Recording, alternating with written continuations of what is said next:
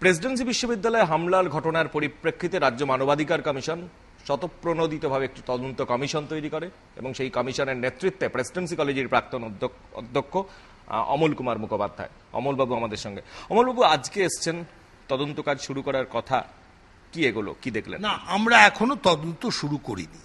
আমরা যে কাজটা করেছি সেটা হচ্ছে আমরা ইনফর্মালি এই বিশ্ববিদ্যালয়ের উপাচার্য এবং রেজিস্ট্রারের সাথে কিছু কথা বলেছি যে তদন্ত কোথায় হবে, কিভাবে হবে, এইসব নিয়ে আমরা একটা যাকে বলে মডালিটিস, সেটা নিয়ে আমরা একটা ইনফর্মাল আলোচনা করেছি মাত্র। আমার সঙ্গে আমাদের একজন এসপি, কোথায় চলে গেলেন তিনি, এসপি, কমিশনের এসপি ছিলেন, আমরা দুজনে বসে, এবং আরেকজন আধিকারিক উনি ছিলেন, আমরা বসে এই আলোচনাটা করেছি। আমরা তদন্ত শুরু করিনি, তদন্তটা আমরা বৃহস্পতিবার থেকে করব, কিন্তু সমস্ত প্রসিডিংসই will be held in camera. সেই তদন্তে আমরা কাউকেই ঢুকতে দেব না।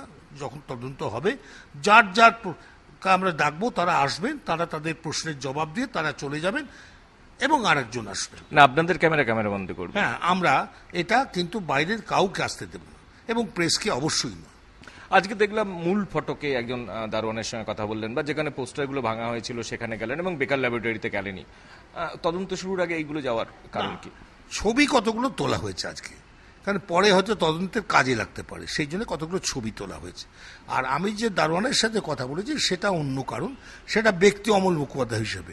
এখানকার প্রতিটি যারা কাজকর্ম করেন তাদের সাথে আমার অত্যন্ত ঘনিষ্ঠ বন্ধুত্ব রয়েছে, তাদের সুখ দুঃখের আমি সাথে চিরকাল ছিল, চাই তাদের খোঁজ খবর নেওয়া, এইটাই আর কি।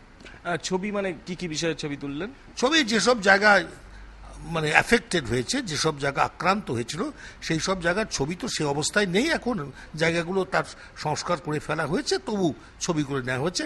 এটাও কিন্তু ইনফর্মালি, কোনো ফর্মালি নয়, কারণ তদন্তের প্রয়োজন যদি হয় তাহলে এইসব ছবিগুলো কাজে লাগানো হবে। আজকে যেটা কথা বললেন দারোয়ানের সঙ্গে বা অন্যান্যদের সঙ্গে, না, আবার দারোয়ানের কথাটা আসবে না, কারণ দারোয়ানের সাথে আমরা কথা বলিনি। সে কথা বলতে এসেছিল, আমি বললাম না এখন কথা নয়, তোমাকে পরে ডাকা হবে। বিশ্ববিদ্যালয় যাদের সঙ্গে কথা বলবেন তারা কি সবাই বিশ্ববিদ্যালয়ের ভিতরকার মানুষজন? হ্যাঁ, বাইরের মানুষের সঙ্গে তো আমরা কথা বলতে পারিনি। কিন্তু অ্যাটাকটা তো মানে হামলার অভিযোগ তো বাইরের। না, সেটা আমি বলতে পারবো না, আগে এটা দেখি, এই মুহূর্তে সে বিষয়ে কিছু বলতে পারবো না। তবে এখানে যারা প্রহরারত ছিলেন তাদের বিরুদ্ধে যদি কোনো অভিযোগ ওঠে, যদি এমন কথা কর্তৃপক্ষ বলেন যে তারা কোনো কাজ করেননি, তারা সাহায্য করেননি, তাহলে তাদের সঙ্গে কথা বলবো। তারা তো বিশ্ববিদ্যালয়েরই না, বাইরেরও তো নিশ্চয়ই বোধহয় পুলিশ ছিলেন, কিন্তু পুলিশের বিরুদ্ধে যদি অভিযোগ করেন কর্তৃপক্ষ তাহলেই কথা বলবো, আর অন্যথায় কথা বলবো না, এইটাই হচ্ছে বক্তব্য। কিন্তু যেটা মূল হামলার অভিযোগ সেটা বিশ্ববিদ্যালয় কর্তৃপক্ষ, এমনকি ছাত্রছাত্রী, অধ্যাপক প্রত্যেকে বলছেন বহিরাগতদের দ্বারা, সে যে ঝান্ডাই থাকুক না কেন।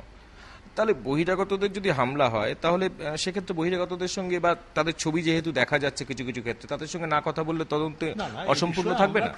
খুব খতিয়ে দেখব, শুধু মুখের কথায় আমরা বিশ্বাস করব না, খতিয়ে দেখব। সেটা আমাদের পদ্ধতি, আমাদের আছে, সে পদ্ধতি আমরা প্রয়োগ করব। শেষ প্রশ্ন, যে বৃহস্পতিবার থেকে তদন্ত শুরু করবেন, শেষ করবেন কবে, কি কি পদ্ধতিতে তদন্ত হবে, রিপোর্ট জমা দেবেন কাকে এবং কবে? আজকে আমি কিচ্ছু বলতে পারছি না। বৃহস্পতিবার আমাদের কতটা কাজ এগোই সেটা বুঝে নিয়ে বুঝতে পারবো যে কদিন আমাদের লাগবে। আমি আশা করছি 4-5 দিনের বেশি লাগবে না, এবং সমস্তটাই আমরা ভিডিও করব, এবং ভিডিও করার পরে তার একটা ট্রান্সক্রিপ্ট আমি কমিশনকে বলবো আমাকে দেওয়ার জন্য, এবং এই ট্রান্সক্রিপ্ট আমি নিয়ে তারপরে আমার রিপোর্ট তৈরি করতে 3-4 দিন লাগবে। আশা করছি দিন 10-15-র মধ্যে আমি রিপোর্ট দিয়ে দিতে পারবো। আর একটা প্রশ্ন, যে পাপ্পু সিংহ, মানে কিছু কিছু ক্ষেত্রে তার বিরুদ্ধে অভিযোগ উঠছে এবং সেদিন দারোয়ানের ভূমিকায় তাকে, তার দায়িত্ব ছিলেন, তার সঙ্গে কথা বলবেন আপনারা? যদি তিনি প্রত্যক্ষদর্শী হয়ে থাকেন নিশ্চয়ই বলবো, সেটা আমাদের কর্তৃপক্ষ জানাবেন যে কে কে আমি তো এই কথাই জানিয়েছি, যারা প্রত্যক্ষদর্শী ছিলেন তাদের একটা তালিকা তৈরি করুন, আমরা তাদের সঙ্গে কথা বলব। ধন্যবাদ।